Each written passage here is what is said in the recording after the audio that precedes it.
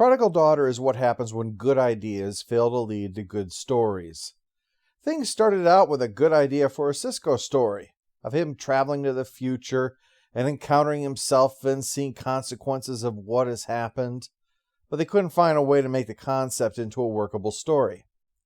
So Ira Stephen Bear said, hey, here's an idea. We've got only one season with this brand new character. Why don't you delve into her backstory? Okay, but where to go with that? Eventually it was suggested to follow up on the Orion Syndicate events, but the ideas led to some things that made people uncomfortable, so they had to throw out the plan and then try to rebuild it. In the end, with shooting soon approaching, the script was finished as best as it could be done under the gun, and this is the result. So with that inspiring opening, let's jump into the episode. We kick off with news that Dax's order of Gach has arrived.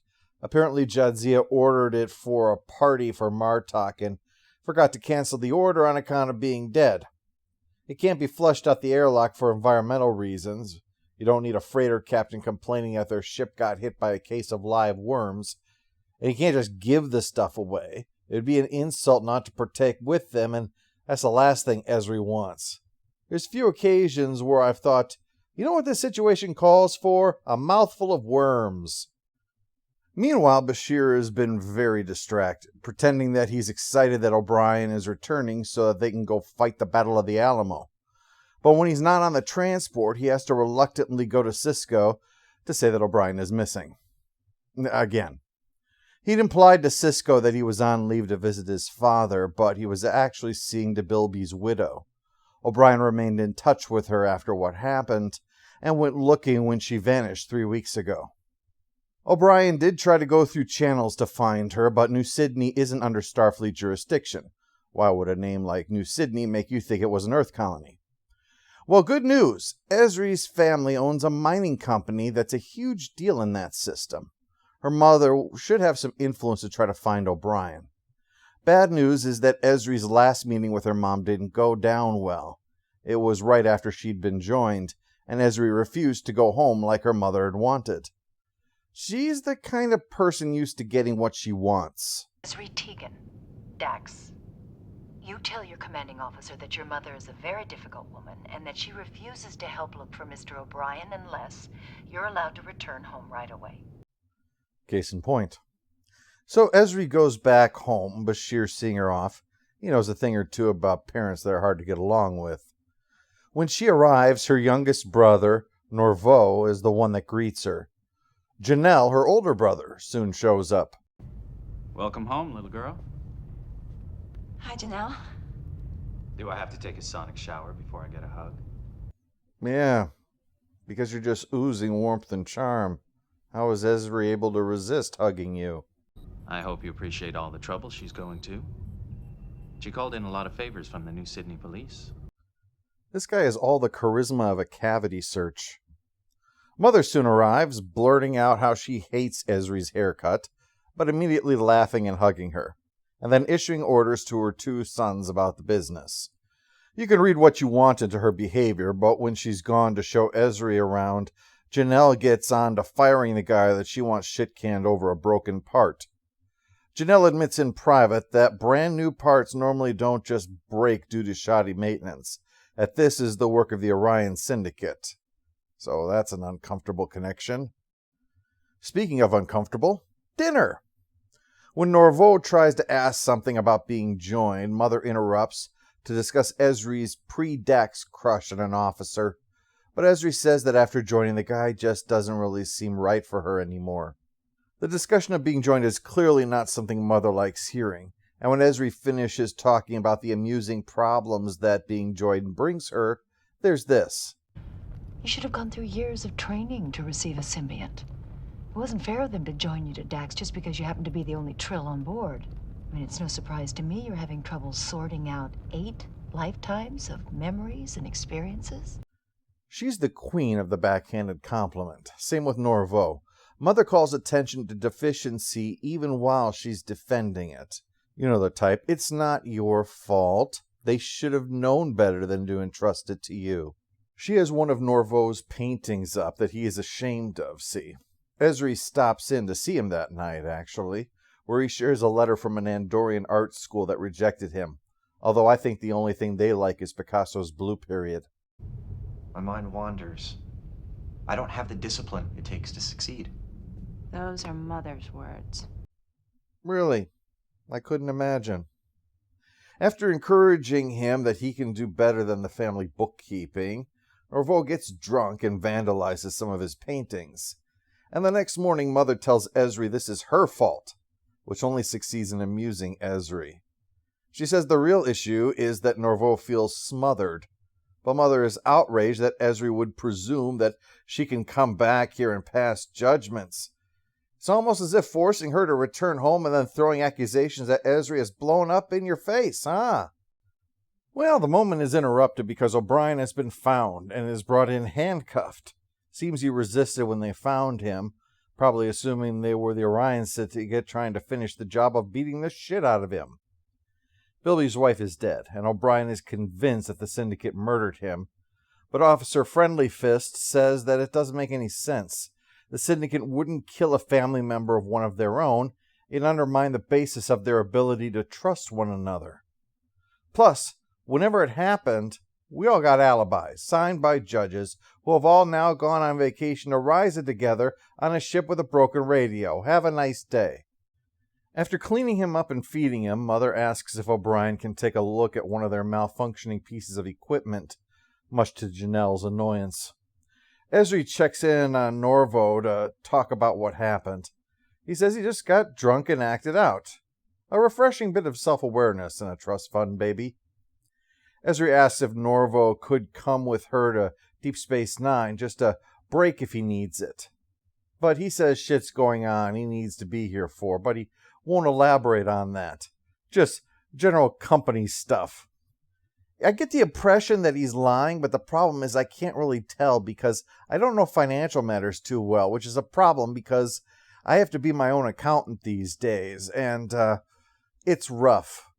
In fact, this video was delayed for some of my Patreon people because, this is absolutely true, they want to have a balance sheet in order for me to take out a loan, and I don't know what that is. I mean, I've heard of it, sure, but I had to do like the money laundering, look it up in a dictionary scene from Office Space to even figure out what they're asking for. So this guy, I don't know. Maybe he's cheating on his taxes. Who knows? The point is, I'm not one to pass judgment today. Down in the mine, O'Brien has found the problem with the equipment. The wrong part has been installed, except that it's got the label of the correct part. Shockingly, that doesn't make it work. The arrival of shady-looking man makes clear this is retaliation for firing the maintenance worker, and O'Brien knows the Orion Syndicate when he sees it. Still, he keeps his mouth shut, and after he leaves, Shady Guy tells Jarrell that O'Brien isn't what he seems. He's really a Starfleet intelligence officer, looking for Bilby's widow. So he wants O'Brien to leave before things get ugly. Well, uglier than getting beaten up by Nausicaans. Lord knows Nausicaans are ugly enough even when they're not beating you. So, Janelle's going to have to find a way to break this to Miles. This isn't a good time for guests. There's a lot of work to do. The quicker you're on your way, the better. What a friendly person. I can see why he's the face of the company. O'Brien shares his feelings about Orion Syndicate guy and says that Janelle acts like the people that he's seen that are pressured by them, especially with the problems that he's facing. Then again, the one common problem they're facing is her mother. Clear my head. Clear your head of what? I don't know. Then why do you need a vacation? The impression I get from her is that this is someone convinced everyone around her is a disappointment, that they don't measure up and so wants what she thinks would be best for them given their own limited capacity. She'll look out for what's best for them because they can't. Meanwhile, O'Brien has discovered something. What's going on here? What do you mean? Did you come here to find me, or to prevent me finding out the truth?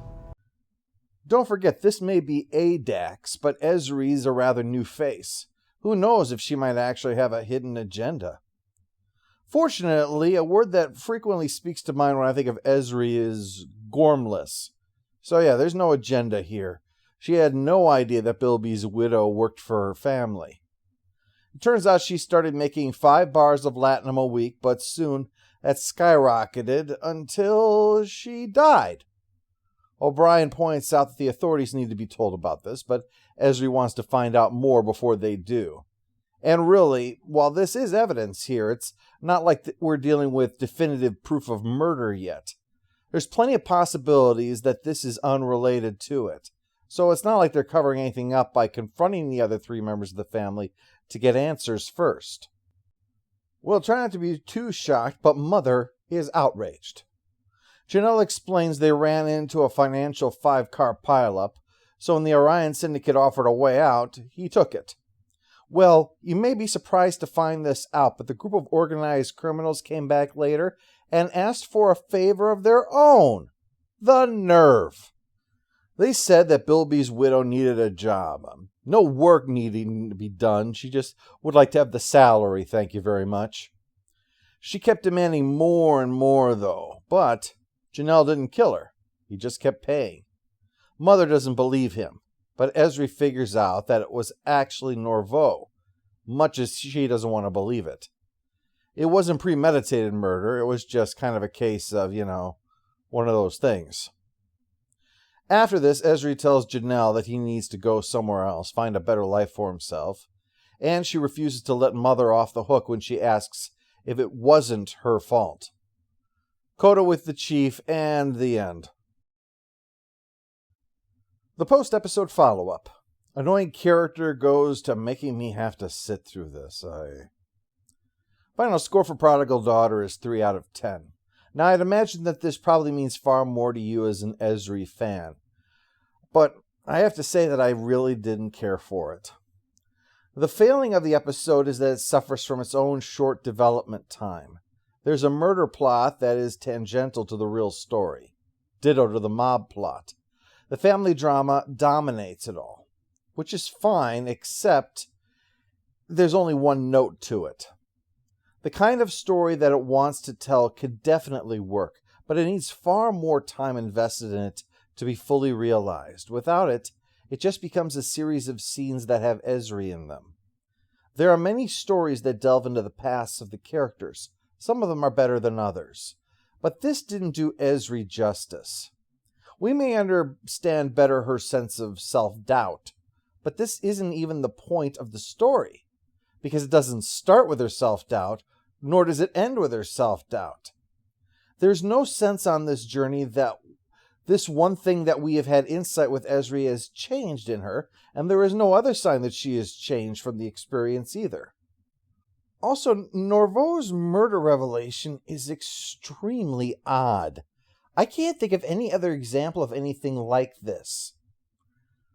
The events form a good character arc for him. You could see the progression of all of the events to finally end with him committing the murder that he's confessed to. The problem is that the murder he confessed to happened 3 weeks ago. So yeah, his character arc is perfectly logical if you assume he's a time traveler. It's a really odd kind of timeline that we have here where, as it's laid out to the audience, the events progress, but the actual chronology makes no sense. When you fit this back in and look back at it, Norveau seems like some kind of a sociopath. He doesn't seem to care at all about the life that he has taken with his own bare hands. He goes through all of these events and it's all about him. And then we get to the end and it's ended with this murder that somehow proves something. Except that's not how he's behaved the whole episode. Like I said, you see where I'm getting at here? He's on a character journey that only makes sense if you assume that he's quantum leaped. So yeah, unfortunately, Prodigal Daughter is a story that had definite potential to it in so many of its aspects.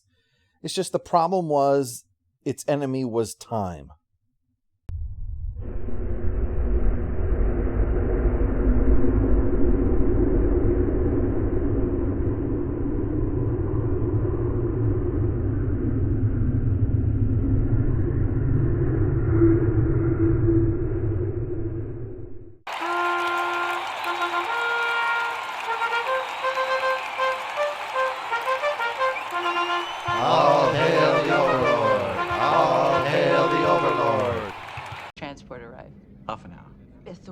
has feet.